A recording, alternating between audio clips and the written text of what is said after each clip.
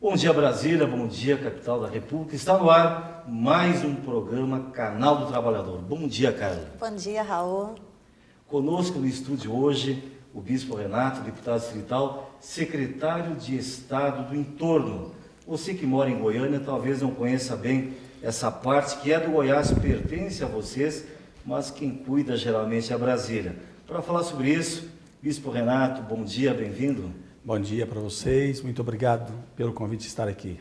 Bom dia. Bispo Renato, a TV Brasília hoje alcança até Goiânia, né? Então todo o povo daqui a Goiânia está nos assistindo e vamos falar um pouco da Secretaria, qual é a importância dela, os motivos pelos quais ela foi criada, quais as preocupações do GDF por ter criado essa Secretaria. Bem, na realidade, essa secretaria foi criada no governo, já existiam outros governos, mas o governador Aguinaldo Queiroz, agora quando assumiu, sentindo a necessidade de dar atenção aos 22 municípios que compõem a rede, voltou com a Secretaria de Estado do Entorno exatamente para contemplar a população que hoje soma quase 1,5 milhão de habitantes e que sempre, como você já disse, foi abandonada de alguma forma pelo Estado de Goiás e que o Distrito Federal resolveu agora abraçar. Municípios de Minas também, né? São 19 municípios de Goiás e 3 municípios de Minas. São 22 municípios, né? 26 municípios. São 26 municípios? São 22. São 23 municípios que compõem a RID, incluindo, aliás, 22 municípios e o Distrito Federal compõe a RID. No passado recente, secretário, houve uma ideia que tramitou pelo Senado Federal em se criar o Estado do Planalto, né? Exato. É um estado cuja capital seria Taguatinga e Brasília passaria a ser só um centro administrativo. Ainda existe essa ideia? Foi sepultada? Como é que anda isso? Olha, existe, mas não é uma proposta do governo do Distrito Federal. Mesmo porque o que se propõe é o seguinte, à medida que se cria um entorno, vai sempre haver outro entorno. O que se precisa de construir são políticas públicas voltadas para que o entorno, a região metropolitana do Distrito Federal tenha os mesmos anseios, os mesmos objetivos, a mesma qualidade de vida que nós temos aqui no Distrito Federal. E como incentivar o emprego? Porque o entorno está crescendo cada vez mais e a maioria trabalha aqui em Brasília, né? E para manter essa qualidade de vida, como fazer? O que nós temos hoje planejado é fazer com que haja a geração de emprego e renda nos municípios do entorno, segurando essa população lá. Mas para isso é preciso atrair investimentos do governo do Distrito Federal, do governo do Estado de Goiás, do governo federal e, sobretudo, essa parceria dos 3 entes federados envolvidos, para que possa trazer à população do entorno o bem-estar que ele tanto precisa, mas para isso, se não tiver emprego, se não tiver a geração de renda para o crescimento desses municípios, não se vai ter um bem uma vida como nós temos hoje no Distrito Federal, o padrão de vida melhor do Distrito Federal. Hoje a disparidade é enorme. Enquanto aqui no Distrito Federal nós temos uma renda muito alta, no entorno está lá embaixo. Então está muito longe um do outro, apesar de estarmos tão perto. E não se tem outra coisa a fazer para essa população, a não ser gerar emprego e renda. Não adianta criar hoje o que está sendo criado muitas vezes, Minha Casa Minha Vida, por exemplo. Vai lá, se cria a casa, mas não tem infraestrutura. Faz-se o hospital, mas não tem médicos. E é isso que nós estamos querendo inverter a lógica. A presidente Dilma Rousseff deve lançar nos próximos meses o PAC do entorno, exatamente para levar essa melhor qualidade de vida para a nossa população do entorno. Porque a qualidade de vida, a qualidade de vida da população tem que ser gerada no próprio entorno, né? Porque não adianta eles estarem lá no entorno, vir para cá até mesmo, porque tem a questão do transporte, que eu acho que uma das maiores reclamações da população é essa, né? E até mesmo porque agora aumentou, né, a passagem dos transportes, né? Mas isso, viu, a SUDECO e o governo de Goiás e o governo do Distrito Federal já fez vai criar a linha de passageiros, de trem de passageiros de Brasília até Lusiânia, que vai desafogar em média 40% esse tráfego de veículos e ônibus ao Distrito Federal. Mas para isso precisa de criar as linhas alimentadoras desses trens. Não basta apenas parar ali em Valparaíso. É preciso que daqui até a Lusiânia se possa alimentar esse trem de passageiros. Tem continuidade. Né? Continuidade. E também não adianta criar-se emprego nesses municípios se não houver hospitais de qualidade, se não houver escolas de qualidade. Quer dizer, a população, embora passe a trabalhar lá, vai continuar demandando os serviços públicos de Brasília, né? Eu queria fazer uma pergunta no aspecto político agora, né? Eu creio que qualquer política para dar certo, dar resultado, ela seria tetrapartite, né? A União, o Distrito Federal, o Estado de Goiás e o município também, né? Exatamente. No atual governo, existe um antagonismo político entre Brasília e o Estado de Goiás, né? Partidos historicamente antagônicos, né? Está havendo diálogo, está sendo possível construir parcerias, apesar dos antagonismos partidários? Sim, mesmo porque a presidente Dilma Rousseff ela não olha essa questão partidária, ela está olhando o país, o Brasil. E o governador Agnello, que todos conhecem, é uma pessoa bastante acessível e também não tem constituído a mesma política. Mas há reciprocidade no Estado de Goiás? Infelizmente ainda não. Essa é a questão que... Vou contar um episódio que poucas pessoas sabem, que quando em janeiro do ano passado houve aquele quebra-quebra em Santo Antônio Descoberto, a nossa polícia chegou ali na beira da ponte, que o que divide o DF do Goiás é a ponte. Mas a nossa polícia não foi autorizada a entrar lá. Está no Ministério da Justiça, por exemplo, outro exemplo, é um acordo de cooperação técnica entre as polícias do Brasil, do DF e Goiás, e o Estado de Goiás não assinou ainda. Por quê? Quer que se transfira recursos do Fundo Constitucional para o Estado de Goiás. É impossível, porque esses recursos são destinados única e exclusivamente para o Distrito Federal por uma lei específica. Nós somos favoráveis até que se crie um fundo específico para o entorno, mas desde que não mexa no Fundo Constitucional. E diálogo direto do DF com os municípios está acontecendo? Constante. Nós fizemos, enquanto governo do Distrito Federal, pela Secretaria do Estado do Entorno, nós fizemos audiências públicas em todos os municípios. Agora, estamos fazendo as pré-conferências de desenvolvimento regional, que já estivemos em Unai, atendendo os municípios de Minas, Formosa atendendo os municípios do entorno norte, Pirinópolis do entorno leste e também, agora termina nessa quinta-feira, última quinta-feira, no entorno norte, que aconteceu em Valparaíso. Perfeito. Principais reclamações da população do entorno? Ainda saúde, segurança e transporte. E o que está sendo feito para desafogar os hospitais de Brasília? Olha, o que nós temos ouvido muito da população é que se deveria criar hospitais regionais. Mas agora, outra coisa importante é que o governo federal já destinou para a construção de 11 UPAs no entorno. Poucos municípios aderiram a isso. Um município, inclusive, que eu não vou citar, diz que não quer recurso para construir UPA. Ele quer ambulância para trazer para o Distrito Federal, cá. que é um absurdo, a falta de competência dos gestores municipais. Uma ideia antiga, secretário, a criação do cartão SUS, que ao meu ver é uma coisa extremamente simples de ser implementada e não sei porque não foi ainda. Para esclarecer o nosso telespectador, o que acontece? Os municípios de Lusiânia, Cristalina, Valparaíso, só para dar alguns exemplos, recebem as verbas do SUS de acordo com a sua população, não de acordo com os pacientes que atendem. Esses pacientes vêm a Brasília, são atendidos aqui e o DF não recebe a verba por esse paciente. Se fosse implementado o cartão do SUS, não interessa onde o sujeito mora, né? Onde ele fosse atendido e passasse o cartão do SUS, a verba referente àquele cidadão iria para aquele município, no caso para o DF. Qual é a dificuldade, secretário, em se implementar essa sistemática? Olha, na realidade, na última quinta-feira, o GDF, o governo federal, já está trabalhando criar uma espécie de SUS da RID, para criar essa compensação dessas pessoas que vêm do entorno e de lugares longínquos, como de alguns lugares da Bahia, sim, criar esse sistema de compensação. Já está em andamento, logo vai estar implantado. A ambulância que vem aí a cerca de 1.000 quilômetros, né, para serem atendidos aqui.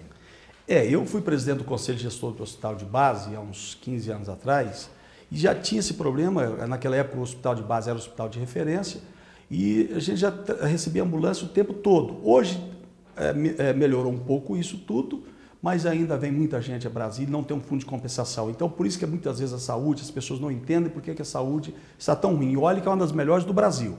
Porque se nós temos um valor X para atender a população de 1,5 milhão de habitantes, nós atendemos hoje 4, 5 milhões. Então, a demanda extrapola muito e aí se diz que a falta de competência da gestão do nosso governo, o que não é verdade. É porque aquilo que era para atender 1,5 milhão, atende 6, 7 milhões de pessoas. A reclamação da população é a questão que tem UPAs, por exemplo, aqui em Brasília, mas só que não tem pessoas suficientes para poder atendê-las.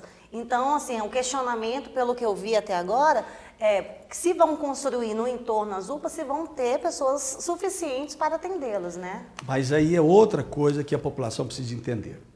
Se hoje nós construímos a UPA, o governo federal vai construir a UPA, vai equipar a UPA, mas o custeio, as verbas de custeio, isso tem que ser do estado de Goiás.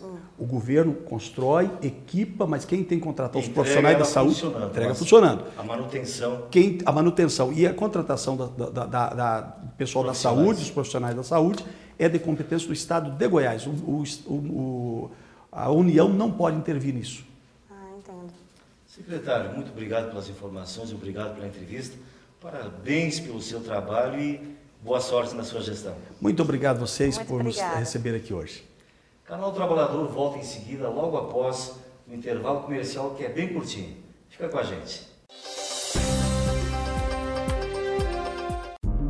Metal Fino. Grande variedade de joias com modelos e estilos dos mais conhecidos e renomados fabricantes. Semijoias com pedras naturais ou sintéticas com garantia de 1 ano. Os mais belos relógios para você e para quem você ama. Metal Fino, 304 Sul. Fone 3322-8342.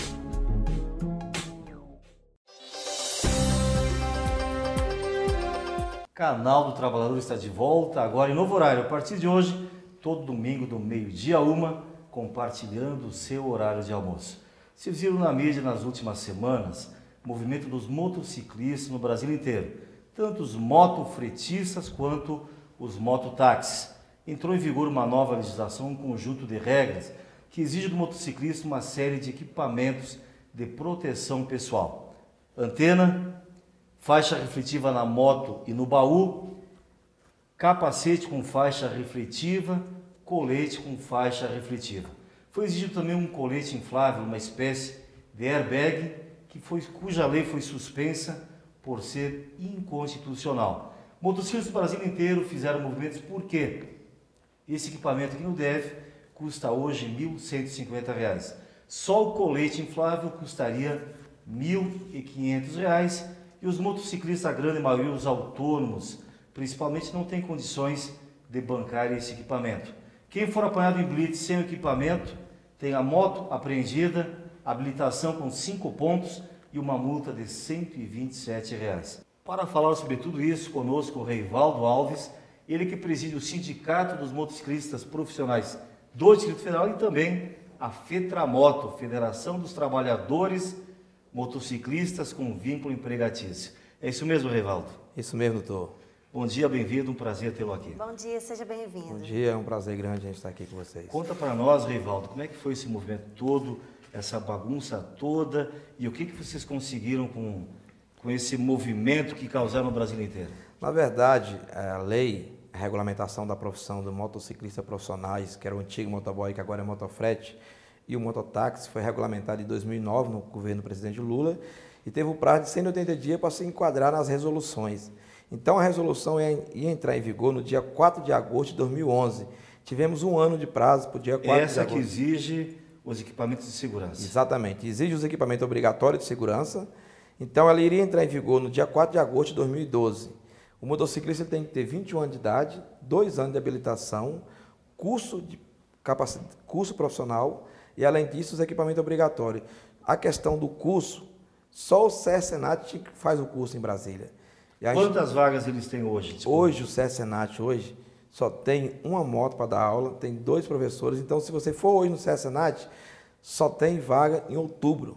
E o SESC-SENAT fica na cidade de Samambaia. E a pessoa mora em Planaltina fazer o SESC-SENAT. Então, nós somos contra o DETRAN homologar uma única instituição, que é o SESC-SENAT, fazer o curso, sendo que o próprio DETRAN deveria fazer o curso.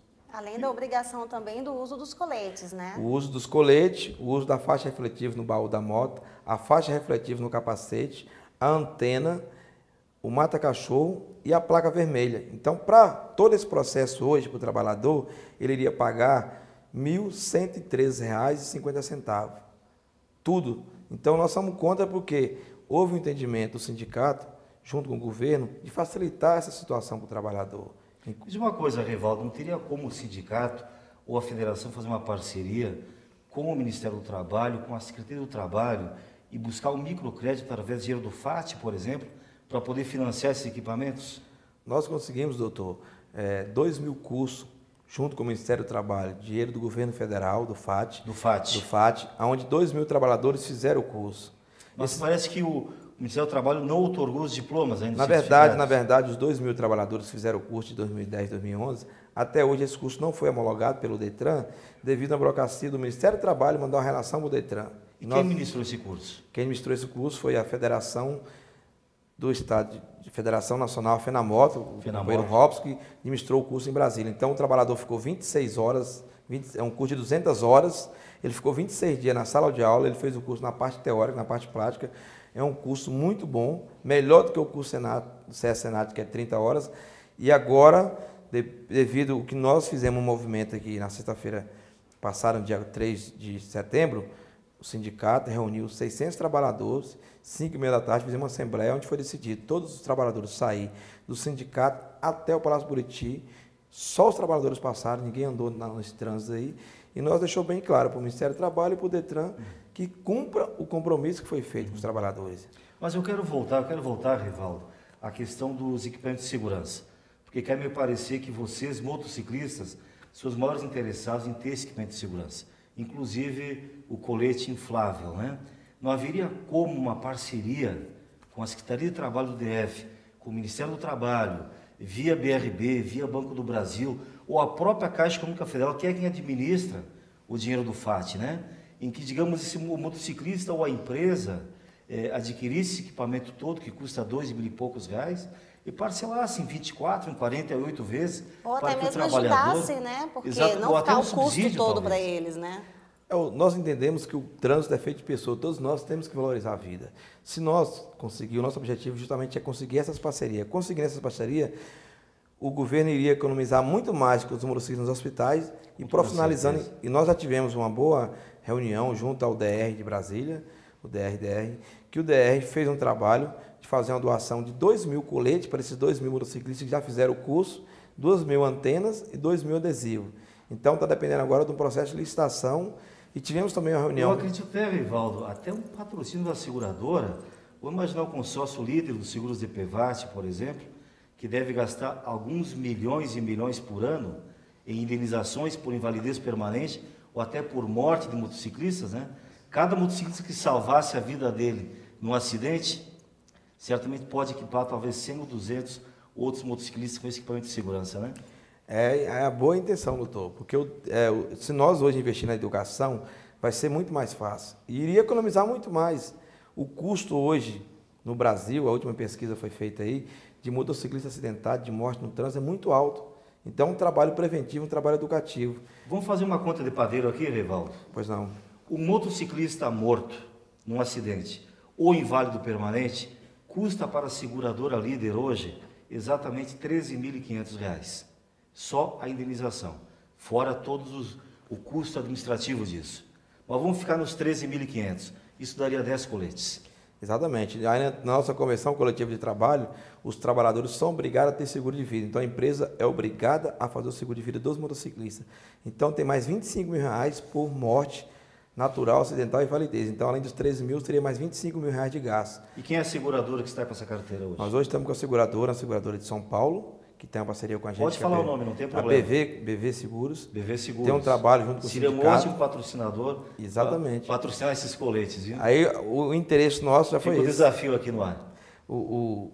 A Secretaria de Transporte está fazendo uma parceria junto com o BRB para doar mais 1.000 coletes. Então, a questão de parceria, o colete... São 3.000 coletes. 3.000 coletes, 2.000 antenas. Quantos trabalhadores nós temos hoje em Brasília? Hoje em Brasília nós temos 40 mil trabalhadores. Só que falta utilizam 37 mil. Só 37 mil. Pouquinho, né? Só Falta um pouco. 37 mil. Só 37 mil. E todos são pelo... O custo é dos próprios motociclistas. Não, isso é patrocínio, né? Mas só que o patrocínio é o quê? Tem 2.000, 3.000 para 37 mil? O nosso objetivo é justamente isso, porque o motociclista hoje, ele é um marketing, ele está na rua, ele está no trânsito, está parado, ele está na fila de banco. Canto, né? Então tem um espaço no colete para Você utilizar está a mídia. falando, é o colete refletivo, não é o inflável. Exatamente, o colete refletivo tem um Qual é espaço o atrás custo para do colete publicidade. refletivo? O custo do colete refletivo hoje, ele tem dois modelos. Tem um colete com mangas, que solta com zip, e tem um sem manga. O com manga custa R$350, o sem manga custa R$200. No O governo inflável anterior, custa R$1.500. 1.500. No governo anterior, a gente conseguiu a doação de 3.700 coletes.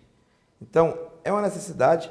Agora, você veja bem, doutor, um motociclista fazer uma entrega de uma pizza à noite com uma moto preta, um capacete preto, um baú preto, Uma lanterna jaqueta preta. um baú preto, uma jaqueta preta, uma lanterna traseira queimada. Quem que vai ver o motociclista? Ninguém, né? E a vai ouvir faixa, barulho.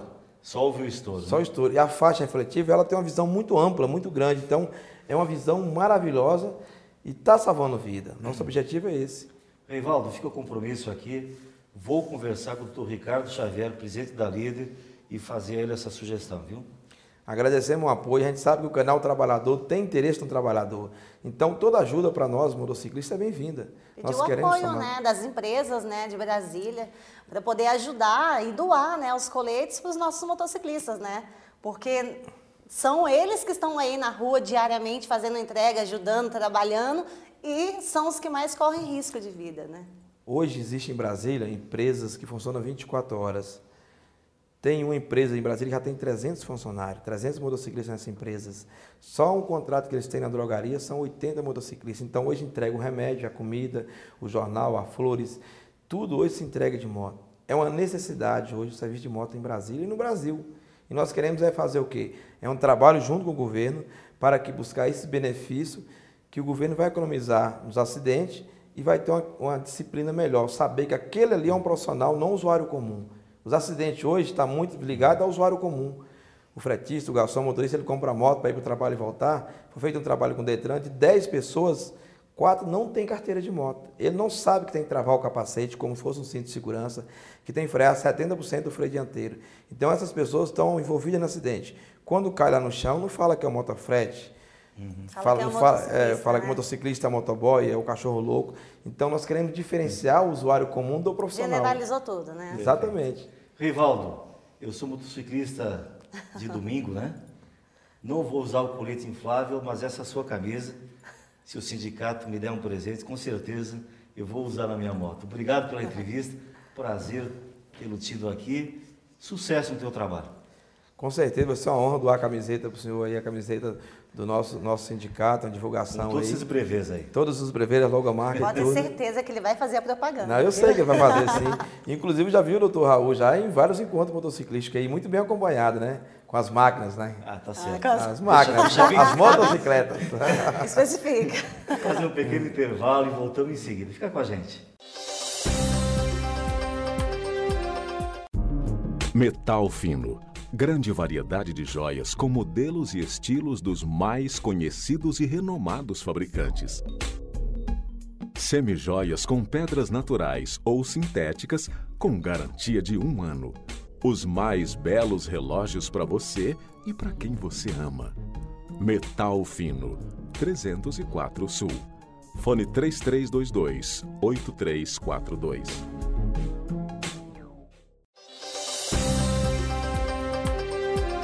Canal do Trabalhador de volta em mais um assunto polêmico. Está em vigência desde o dia 2 de maio desse ano a Lei 12.619, que impõe várias exigências e limitações a todos os motoristas profissionais do Brasil. Conosco para falar sobre a lei, Dr. Luiz Festino, assessor da Confederação Nacional dos Trabalhadores em Transportes Terrestres, CNTT. Bom dia, Dr. Luiz, bem-vindo. Bom dia. Bom dia, seja bem-vindo. Bom dia, obrigado. O Brasil inteiro viu nos últimos dias, nas últimas semanas, e alguns experienciaram, né, o tumulto nas estradas, rodovias, devido ao movimento promovido pelos caminhoneiros contra a fiscalização de trânsito da aplicação dessa lei, né? O que essa lei traz? Porque a lei é muito mais abrangente do que a mídia divulgou, né?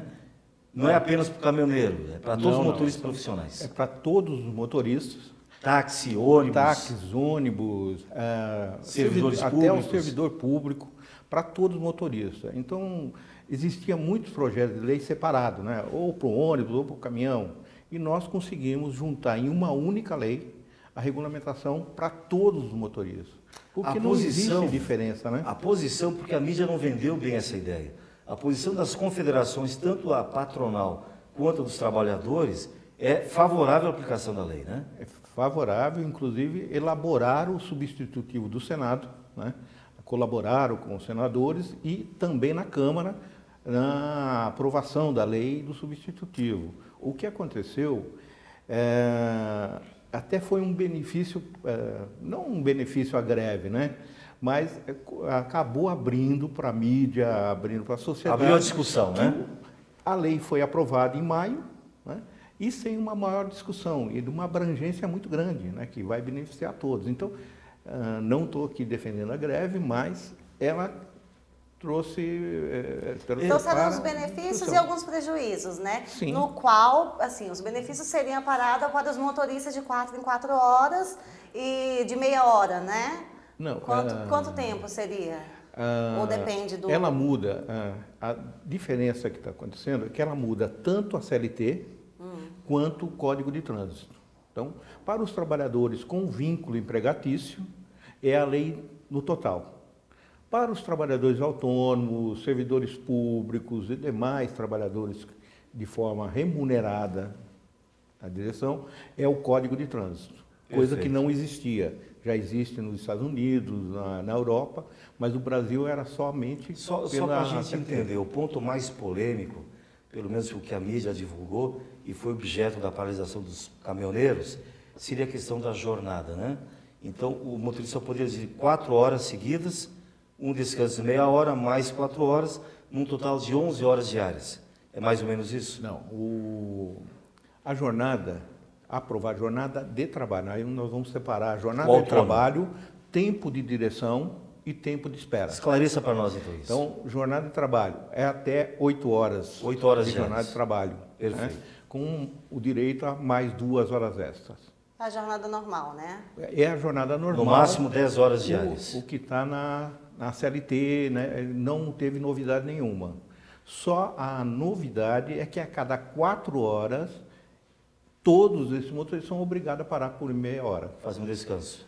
Para um descanso, para uma refeição, né? Importante que você diga, doutor Luiz, para a população, que isso não é apenas para a autoproteção do motorista, do caminhoneiro, motoristas de ônibus e tudo mais. É para a proteção também dos demais motoristas, as famílias que estão transitando pela rodovia e que às vezes são colhidas por algum motorista sobrecarregado, insônia, que acaba ceifando outras vidas, né?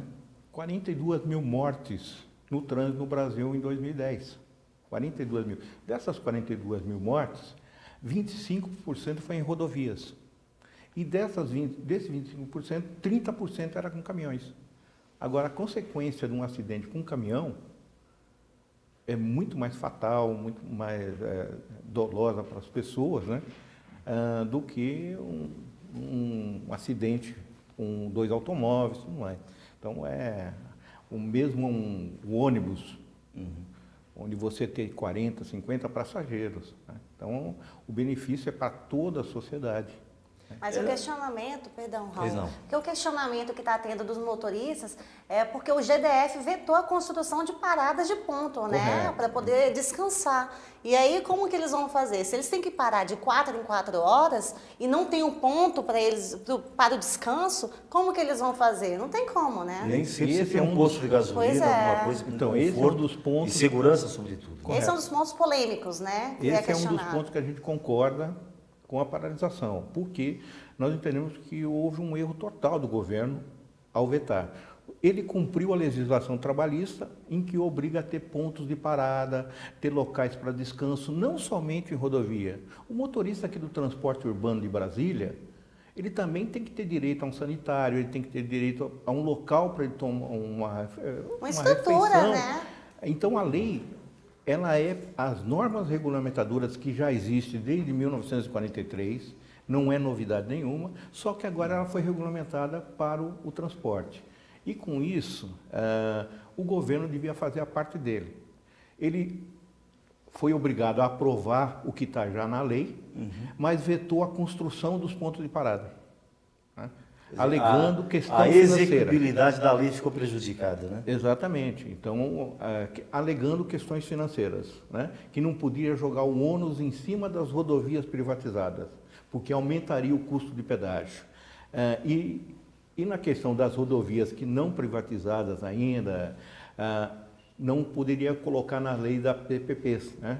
Parcerias público-privada. Né?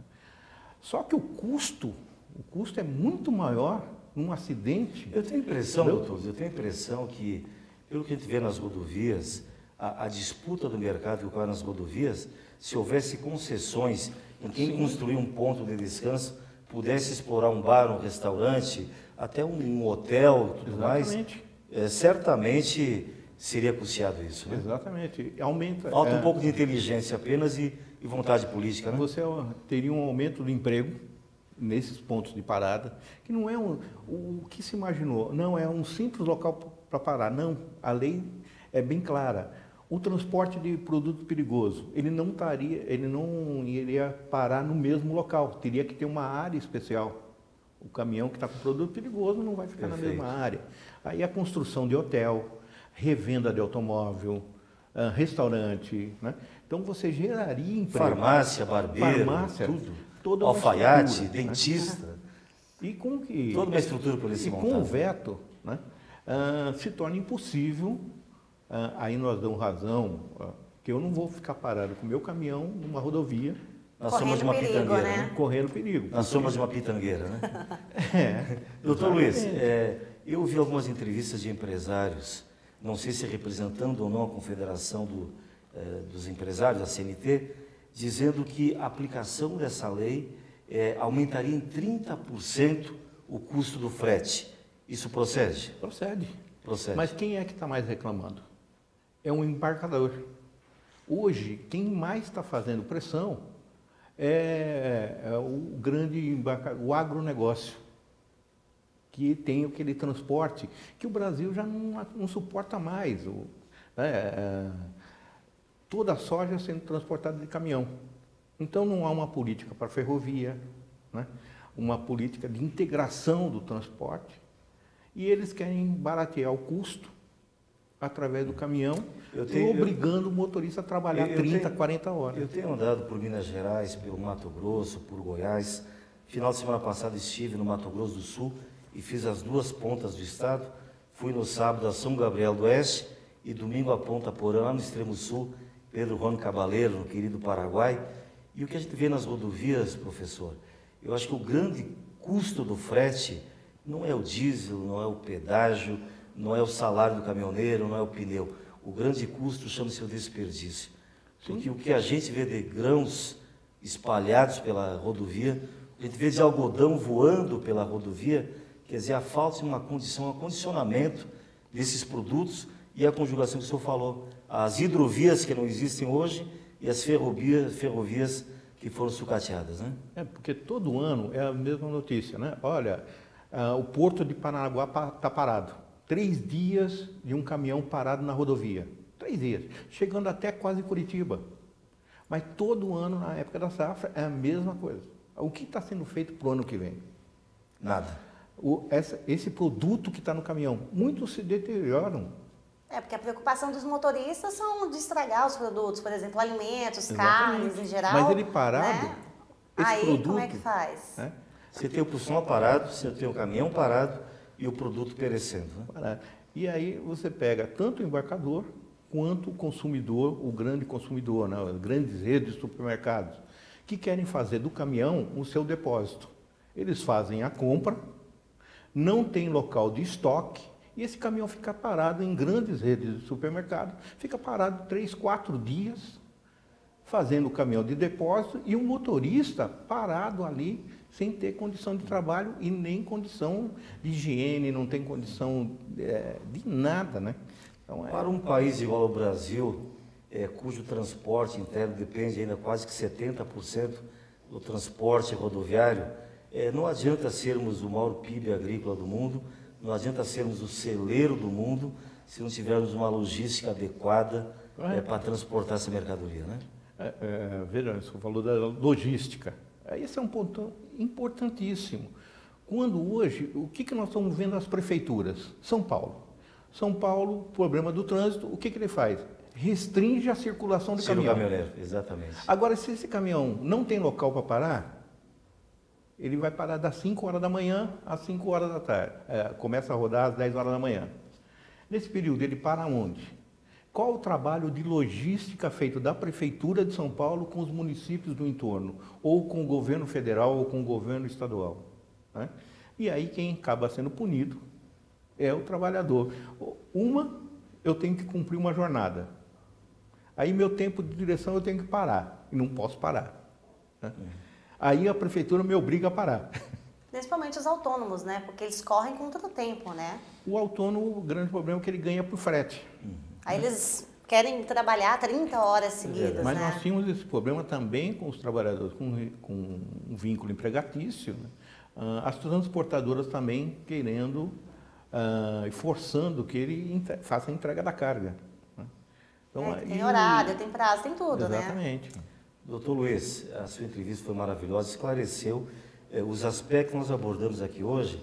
Eu realmente não tinha visto em nenhuma entrevista e nenhuma reportagem na TV até hoje. Eu fiquei esclarecido com a sua entrevista e eu queria dizer o seguinte, o afetado direto é o motorista profissional, o afetado direto é o empresário do ramo de transportes, mas no final das contas, todos os trabalhadores do Brasil acabam pagando a conta, porque isso vai refletir no preço do biscoito, no preço do feijão, do arroz, da soja, do óleo, do açúcar que nós compramos no supermercado, né? Correto. Leve o nosso abraço a toda a diretoria da Confederação. Obrigado por seus esclarecimentos. E sempre tiver qualquer outra novidade para trazer ao debate, o Canal Trabalhador está totalmente à disposição. E eu agradeço porque é uma oportunidade que nós não temos sempre, né? Então é coisa muito difícil colocar a questão de condições de trabalho, né? E vocês Passam a ter agora. Muito obrigada, doutor Luiz. E não esquecendo que tem a cartilha também, falando sobre a regulamentação da profissão de motorista. Porque todos os motoristas fazem parte, então tem que saber um pouquinho o que é que ensina e fala sobre todos os motoristas em geral, né? Não especificando, mas sim generalizando, que são todos os motoristas. Então, olhem, dê uma olhadinha na cartilha e aprendam um pouquinho mais como trabalhar melhor e ter uma qualidade de vida bem melhor. Vamos a um rápido intervalo e voltamos em seguida. Metal fino.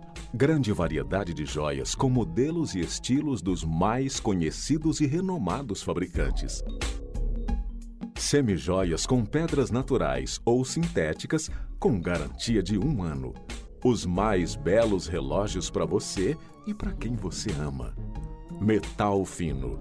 304 Sul. Fone 3322-8342.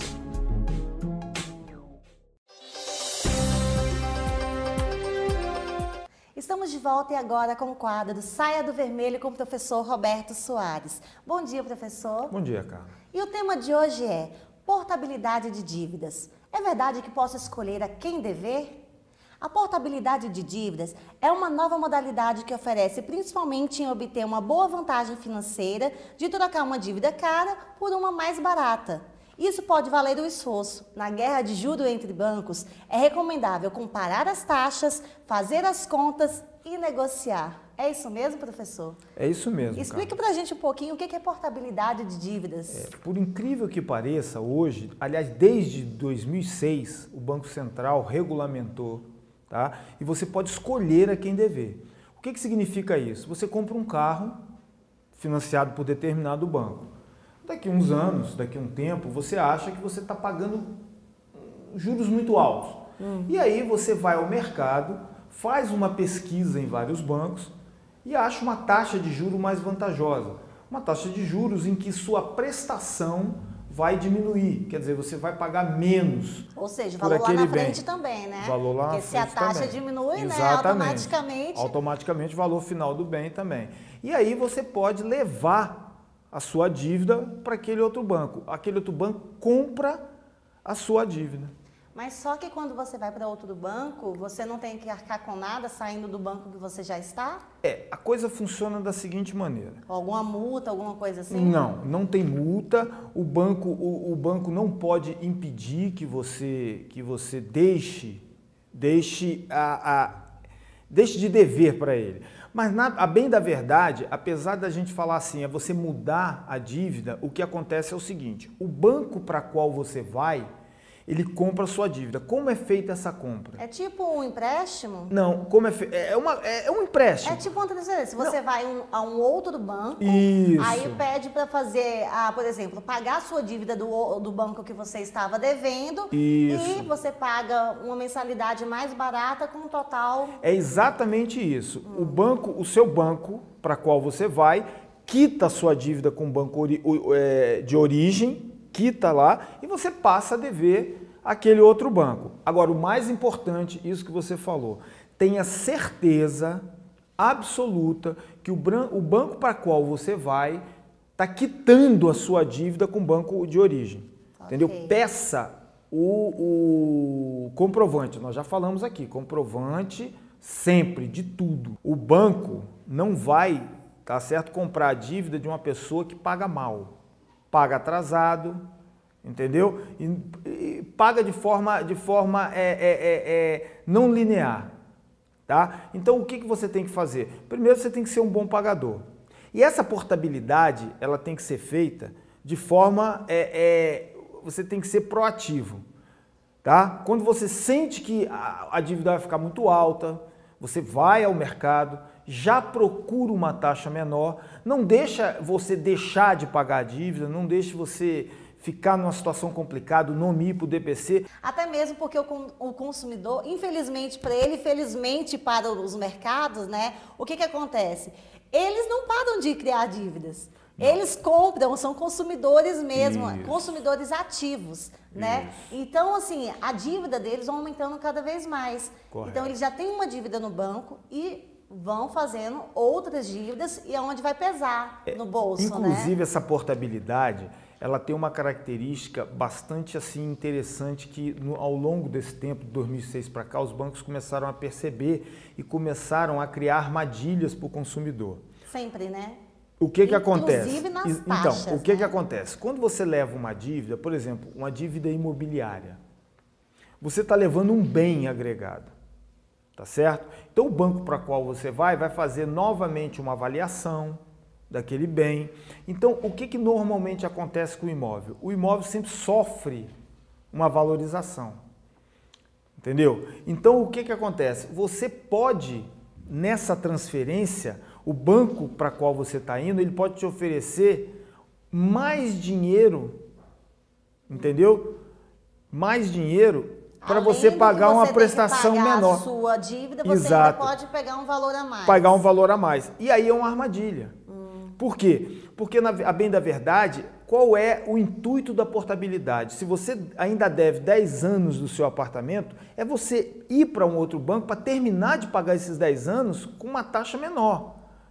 Mas aí o cara pega mais dinheiro. Então, ele divide aquilo em 20 anos. Impulso, né? E, infelizmente, o consumidor, a maioria, né, dos consumidores, eles fazem a dívida de acordo com o que cabe no seu bolso mensal. Exato. Porque, por exemplo, eu vou fazer um empréstimo, vou fazer uma portabilidade ou qualquer um outro gasto, uma outra dívida, no qual ele fala assim, se cabe dentro do meu orçamento mensal, eu vou fazer. Mas só que ele acaba entrando numa bola de neve, né? Porque aumenta muito mais a sua dívida e depois não sabe o que fazer com ela. Exatamente, Carla. Alguns programas atrás, né, nós conversamos sobre isso e vimos justamente isso. Quando você for fazer uma dívida, como você falou sabiamente, a gente não tem que olhar o que cabe no bolso. O que cabe no bolso. A gente tem que olhar o seguinte. Se eu vou dar conta de pagar lá na frente. Se você vai dar conta de pagar até o final da dívida. E não é que cabe naquele momento. Os cuidados que a pessoa tem que tomar para fazer essa portabilidade? Os cuidados, né? Os cuidados que a pessoa tem que tomar são o seguinte: perceber o que está sendo cobrado na hora da portabilidade, evitar as tais vendas casadas, porque aí quando você vai para o banco... É onde você cai, né? Aí o cara quer te empurrar um seguro, o cara quer te empurrar uma previdência, e não é isso o intuito. Faz uma fantasia na sua cabeça, faz uma fantasia, e você acaba caindo, né?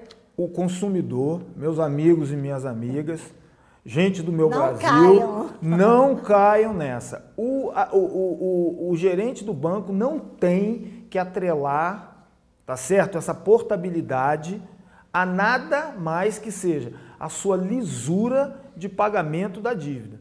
Ele não pode falar, não, se você comprar um seguro a coisa fica mais fácil, se você comprar... Não pode, não pode, não pode, não pode.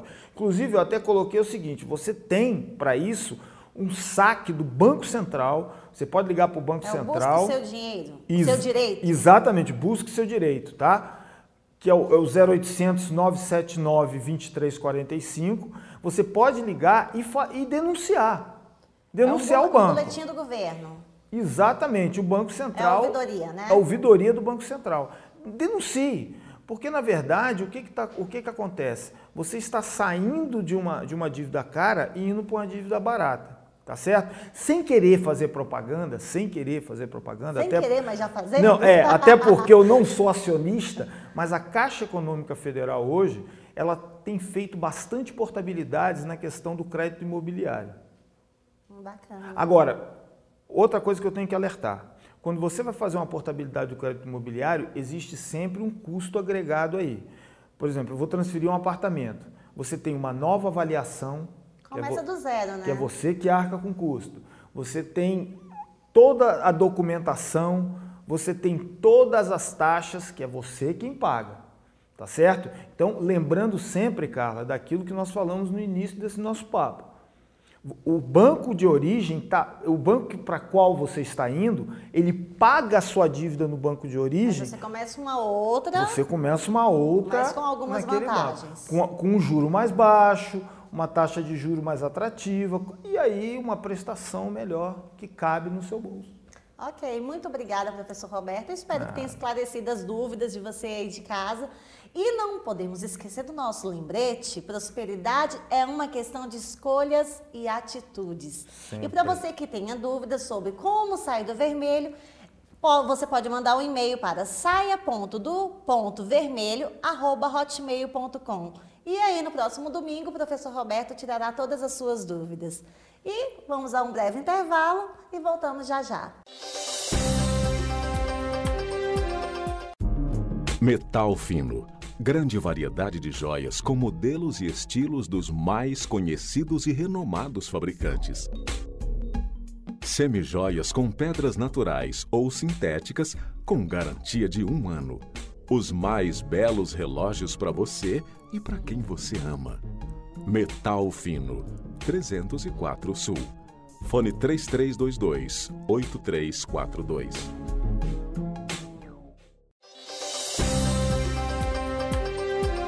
Na última quarta-feira, a Polícia Civil do Distrito Federal fez um movimento, uma paralisação de 24 horas, em apoio ao Movimento Nacional dos Servidores das Carreiras Essenciais ao Estado. Os policiais civis reivindicam principalmente o aumento do seu efetivo e também uma correção nos seus salários, que desde 2006 estão praticamente congelados. Conosco, o policial Ciro Freitas, presidente do Simpol-DF. Simpol-DF. Bom dia, Ciro, bem-vindo. Bom dia, eu que agradeço pelo seja convite. bem-vindo. Obrigado. Vocês fizeram na última quarta-feira Movimento pela Realidade, é isso? É, Operação Realidade. Operação Realidade. Isso. O que consistiu essa operação? O que vocês fizeram e qual foi o resultado disso? O propósito dessa operação foi justamente chamar a atenção da opinião pública para a realidade da segurança pública da capital federal. Né? A Polícia Civil vem passando por um processo de degradação. Desde 93 nós estamos com o mesmo contingente policial, com o mesmo efetivo. 19 anos. Há 19 anos estamos com o mesmo efetivo. De 19 anos para cá, Raul, se criaram várias cidades, como Recandazema, Samambaia. Várias delegacias de polícia. Hoje existe uma necessidade da população de se criar mais delegacias. Como, por exemplo, nós temos a região da Fercal, né? Nós temos o Itapuã, nós temos a Estrutural. Itapuã tem o quê? 50 mil habitantes já? Aproximadamente. E não tem uma delegacia de polícia? Não tem. Hoje... Ou seja, a população está aumentando cada vez mais, né? Sim. E os policiais civis continuam os mesmos, O contingente policial não está acompanhando. Mas houve, Ciro, ao longo desses 9 anos, vários concursos públicos, né? Eles não repuseram, não aumentaram, o que aconteceu? O concurso público, ele apenas repõe o quadro. Né? Os óbitos, aposentadorias. Os óbitos, aposentadoria e as exonerações. Devido a essa situação, está acontecendo um fato inédito na Polícia Civil hoje. Está ocorrendo muitas exonerações. São policiais que passam no concurso e quando vem a situação da Polícia Civil, as condições de trabalho, né, o trabalho em si, a sobrecarga de trabalho, eles continuam estudando e acabam sendo aprovados para outros concursos públicos e assim saem, abandonam a carreira policial e vão exercer as suas atividades em outras carreiras. Então, ao invés deles aumentarem o efetivo, criando novos cargos, eles só substituem com os novos concursados, por exemplo. Exatamente. E isso hoje não está mais surtindo efeito.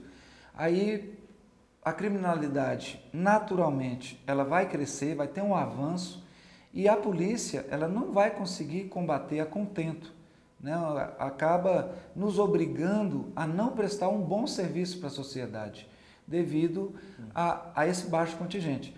Várias investigações já estão sendo prejudicadas, não estão sendo realizadas. Nós estamos com quase 3.000 laudos periciais em atraso, inclusive solicitações judiciais de laudos judiciais e devido à falta de peritos criminais. As atividades cartorárias promovidas pelos escrivães e pelos delegados também estão prejudicados. Os inquéritos estão tramitando e retornando para a Justiça sem dar seguimento a qualquer apuração ou requisições judiciais. Ciro, deixa eu te fazer uma pergunta. A Polícia Militar do DF, recentemente agora aprovou uma portaria do comandante-geral, pela qual eles estão convocando policiais militares aposentados, né, para virem atuar nas funções burocráticas, não atividade de polícia, funções administrativas e burocráticas, né? Esses policiais já aposentados, eles passam a receber, além da aposentadoria, 1/3 do salário, do soldo, do subsídio equivalente ao posto, à graduação que ele ocupava quando em atividade. Isso já colocou vários policiais que antes estavam em funções desviadas da atividade fim, foram para as ruas atuar na atividade policial mesmo. Não seria uma medida de emergência viável também para a Polícia Civil? Não, sem sombra de dúvida. Qualquer reforço, né, na mão de obra policial da Polícia Judiciária, ela é bem-vinda. Você tem ideia de quantos policiais hoje estão desvinculados da atividade fim para fazer uma função burocrática ou administrativa? É porque o trabalho policial, ele acaba sendo muito complexo, ele é meio diferente dos demais segmentos do serviço público.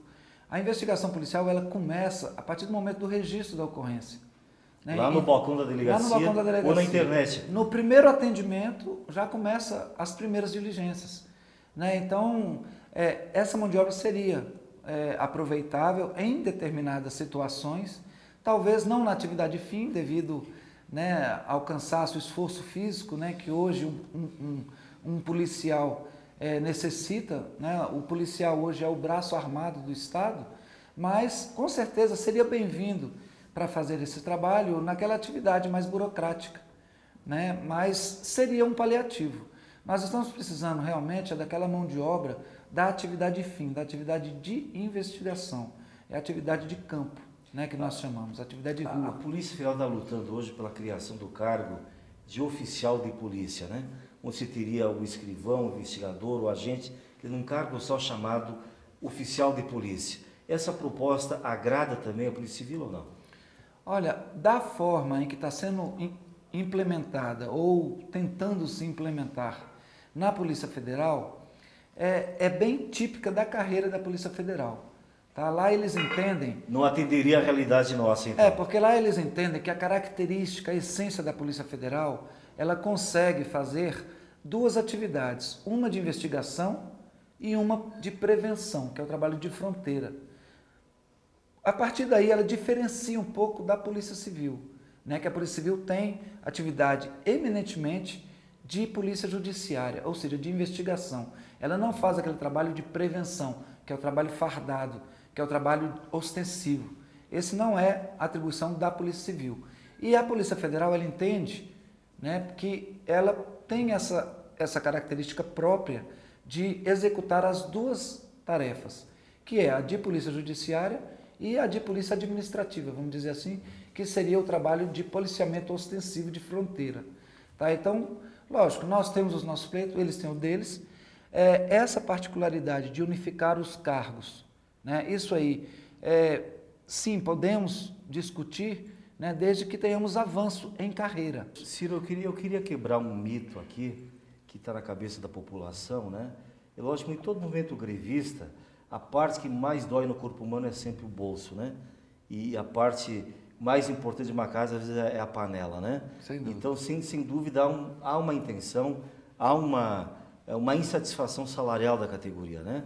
E o governo sempre prega o mesmo slogan, é a polícia mais bem remunerada do Brasil. Isso ainda é verdade, isso é um mito, eu queria que você esclarecesse isso para a população. Na verdade, isso aí trata-se de uma lenda urbana, né? A imprensa, Gostei da lenda urbana. Ou alguns segmentos, sempre para retalhar algum movimento que não está de acordo com os nossos pleitos, utiliza dessa metodologia. Hoje nós vemos, não no segmento policial, mas outros segmentos do serviço público já estão bem mais à frente do trabalho, dos salários dos policiais civis. Categorias que antes recebiam menos, num passado recente, já ultrapassaram vocês algumas vezes. Isso. O nosso pleito inicial era a reestruturação, mas aliado a isso veio um congelamento, né, das nossas remunerações. Então, a última implementação, a última melhoria salarial foi em 2006. Em 2006 houve uma negociação, implementou-se as perdas anteriores a 2006, em 2007, 2008 e 2009. 2009 foi uma parcela de 2,3%, ou seja, bem abaixo da inflação. Ciro, e de lá para cá os salários estão paralisados. Poderíamos afirmar hoje que o subsídio foi um engodo? O subsídio ele tem algumas características e algumas particularidades, como por exemplo, o policial civil hoje, a remuneração inicial é de R$ 7.100. Só que nesse salário, né, nós não temos nenhuma outra vantagem. Nós somos a única categoria de serviço público que não recebemos adicional noturno, insalubridade, ou seja, nós... E é um trabalho perigoso, né? Porque é investigação, então extremamente perigoso. Se um policial se acidenta em serviço, seja numa perseguição ou é vítima de algum disparo por algum bandido, ele é que tem que arcar com as suas despesas de saúde em hospitais, ele que tem que pagar o plano de saúde. Tá? A partir do momento que o policial age como o Estado é o braço armado do Estado, o Estado não o ampara, não tem a contrapartida do Estado para poder dar essa garantia. A mesma coisa com a assessoria jurídica, né? Psicológica. Nós não temos esse tipo de serviço prestado pelo Estado, né? Então, tudo é pago, é feito pelo próprio policial, né? Ele tem que tirar, né, do seu sustento para poder custear plano de saúde, todo o custo em geral, todo custo, né? Em geral, que o Estado devia prover. O que o Estado deveria prover. Hoje, por isso o sindicato, as reivindicações, né? Hoje o sindicato é que presta o atendimento pleno, né, jurídico para os policiais. O policial, quando ele age sempre, né, movido pela lei. Mas sempre ocorrem situações em que é questionada aquela atuação do policial e ele é acusado, na maioria das vezes, indevidamente, né, de algum abuso, de alguma intolerância por parte dele, e o Estado não o defende. Aí cabe ao sindicato fazer o trabalho. O Estado acusa, o Estado é o acusador. Exatamente. Né? O Estado é o acusador. E cabe ao sindicato promover essa defesa. E o Estado fica inerte. Ciro, a nossa já está sinalizando que está batendo 13 horas lá. Infelizmente, tempo de televisão é mais curto que a alegria de flamenguista, né? Nós vamos ter que ficar por aqui. Vai chegando 13 horas aí. Eu queria te dizer, Ciro, a você e a todos os policiais civis, a gente tem visto os índices de aumento de criminalidade, só os assaltos em residência aumentou 100% de julho de 2011 para julho de 2012. Mas nós sabemos que não é por culpa dos policiais, é pela falta de efetivo, pela falta de condições de trabalho. Né? E dizer a você que nós nos orgulhamos da nossa Polícia Civil. Obrigado pela entrevista, sucesso no movimento reivindicatório, tomara que não precise chegar a greve, né? Todos nós torcemos por isso.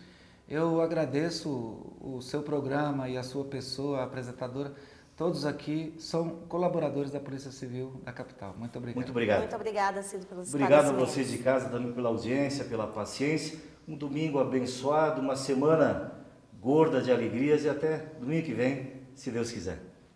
Muito obrigada e até domingo que vem.